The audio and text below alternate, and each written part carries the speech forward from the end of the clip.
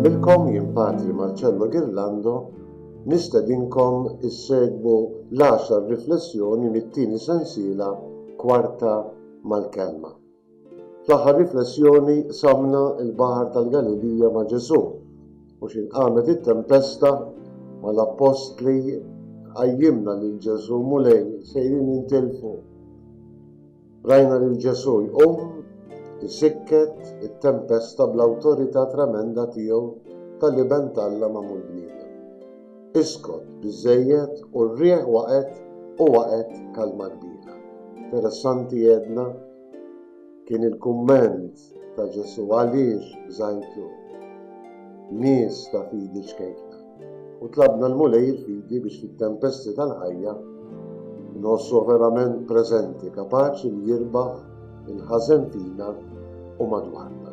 Ejjew nitfgħu il-ħarsa tagħna llum fuq miraklu ieħor illi nsibu fil-Vanġelu skont San Mark. Ġesu li jitma' 5,000 fil-fatt qegħdin fil-kapitlu 6 tal-Vanġelu skont San Mark mill-vers 30 sal-vers 44.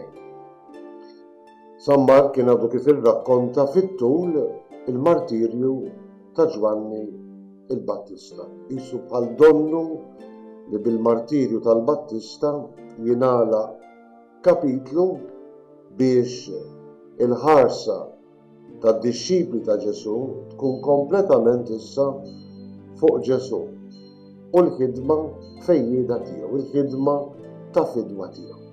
Imma qabel ma naqraw il-Vanġelu bħalma nagħmlu dejjem u kif inhu xieraq ejjew nsejħu fuqna id-don tal-Ispirtu Santu. Dik it-talba ċkejkna tal-Qaddis Papa Ġwanni Pawlu it-tieni. Spiritu Qaddis, int il-ħarries tat-tama fil-qalb ta' kull bniedem.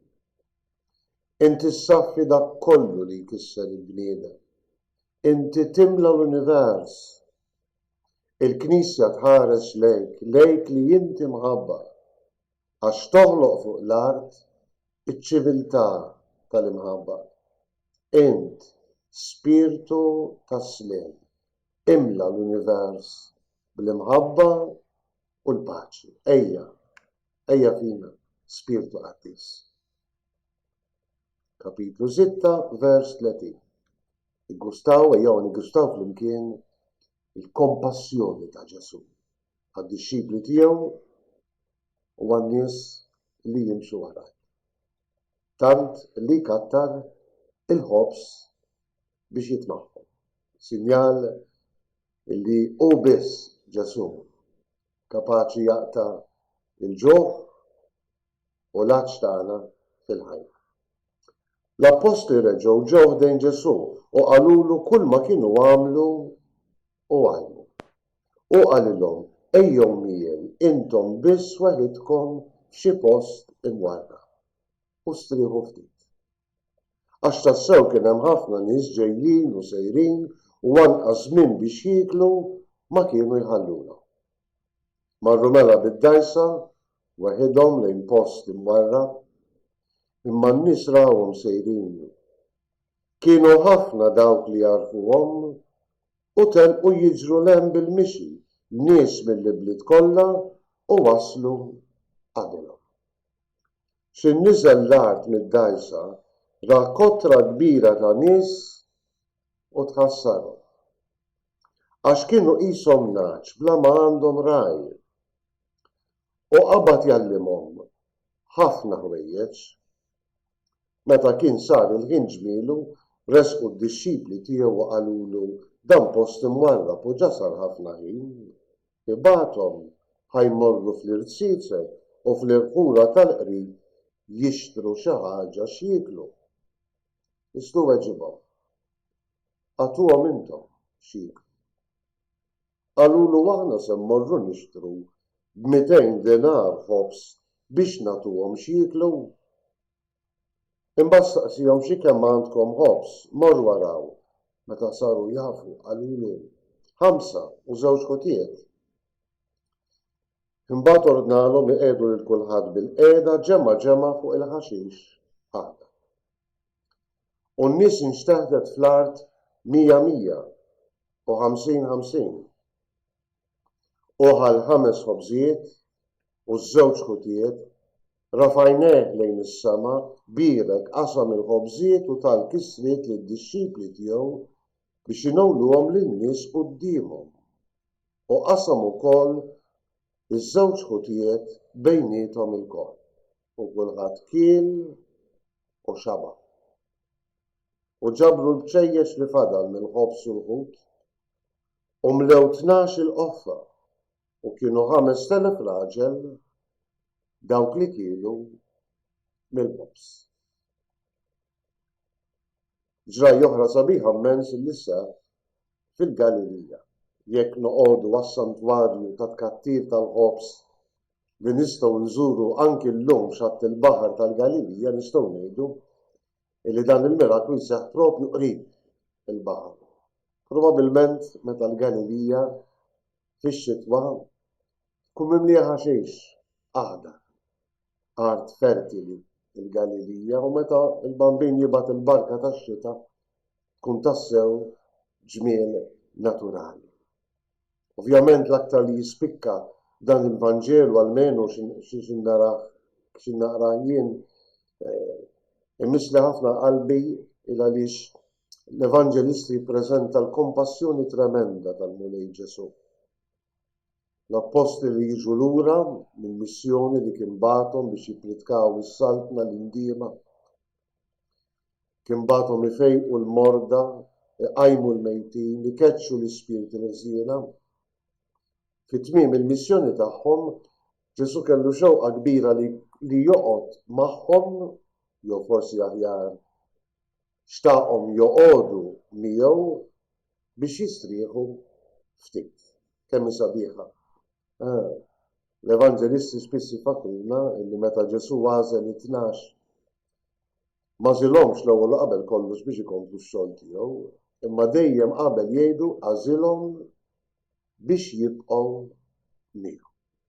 U propju f'dan il-mument naraw din ix-xena sabiħa, x-xewqa tal-qalb ta' Ġesu li dawk li għażel fil-mistrier u fis-skiet igawdu l-preżenza tiegħu, jixorbu mill-lajn veru tal-ħajja, jixorbu mill-qalb tiegħu.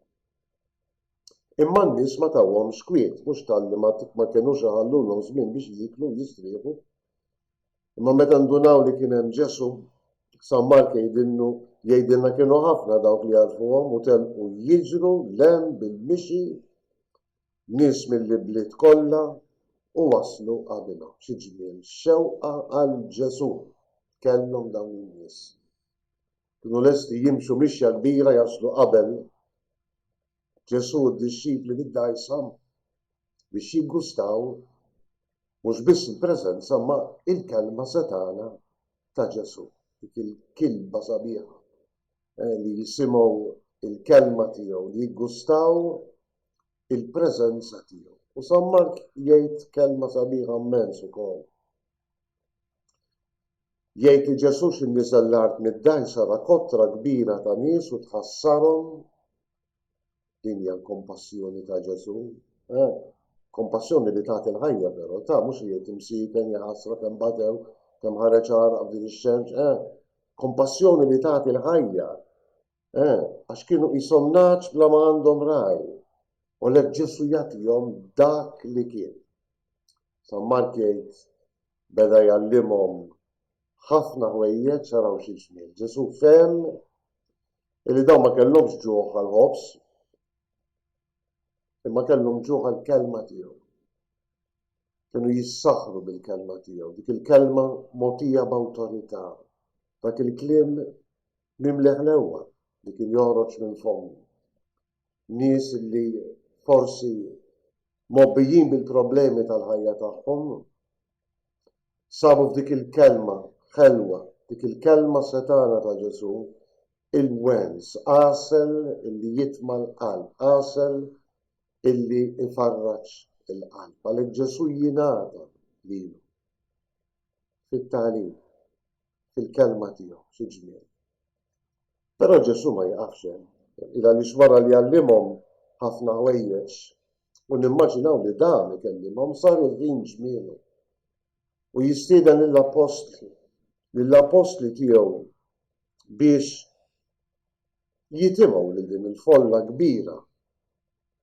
Ovvjament kif nistgħu nitimgħu 5,000 ruħ? Kif nistgħu nitimgħuhom 200 dinar ħobs biex nimlewlhom żaqhom biex nagħtuhom x'jieklu. Ġesu jieħu il-ġrajja f'idejh. Xi kemm għandhom ħobs? 5 u 2 ħutiet. Immaġinaw dan ix-xenarju Ġesu li jordna li qiegħdu lil kulħadd bil-qiegħda ġema' fuq il-ħaxix aħdar u nqasmu 100 u 50. Kienu ħafna.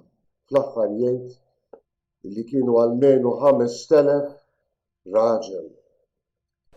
Nimmaġinaw li ma kienux irġiel biss imma bin-nisa tagħhom bit-tfal u dak iż-żmien Alla jbierek it-tfal kienu jkunu numerużi, familji numerużi. Imma Ġesu kien kapaċi mhux biss jitmagħhom bil-kelma, imma b'aġeb kbir wara li refajneh lejn is-sema bierek qasam il-ħobżiet u tal-kisriet lid-dixxipli tiegħu ekku tom lid-dixxipli biex inewluhom lin-nies. X'abbundanza kulħadd kiel u xeba'. U mhux biss kielu u xebgħu, ġabru l-bċejjeġ li fadal mill-ħobs u l-fut u mlew 12 qoffa. Vanġelu sabiħ immens. Ġesu jitmana bil-kelma u jekk irridu naqraw dan is-sinjal fid-dawl tal-Ewkaristija, fid-dawl ta' Ġesu illi fl-aħħar ċena kellu anki għal darb'oħra jerfa' jnejh lejn is-sema. Ibierek u jaqsam il-ħobs u jgħidanu ġismi. Ġesu jixtieq jitmana wkoll bil-ħobs tal-ħajja. Dak li mbagħad fil-Vanġelu skont San Ġwan Ġesu jiddiskrivih il-veru ħobs li jinżel mis-sema, il-ħobs illi jagħti il-ħajja, il-ħobs illi jaqadna f'intimità kbira ma' Ġesu. Ġesu juri dan il-miraklu illi l-missjoni kollha tiegħu ħierġa mill-kompassjoni ta' qalbu, ħierġa mill-qalb mimlija miżerikordja tal-Missier, kienet u hija llum u tibqa' l-eternità li jingħata għalina. Mule jagħtina kilba, is-sensa biha għatina xewqa tremenda l-kelma tiegħek.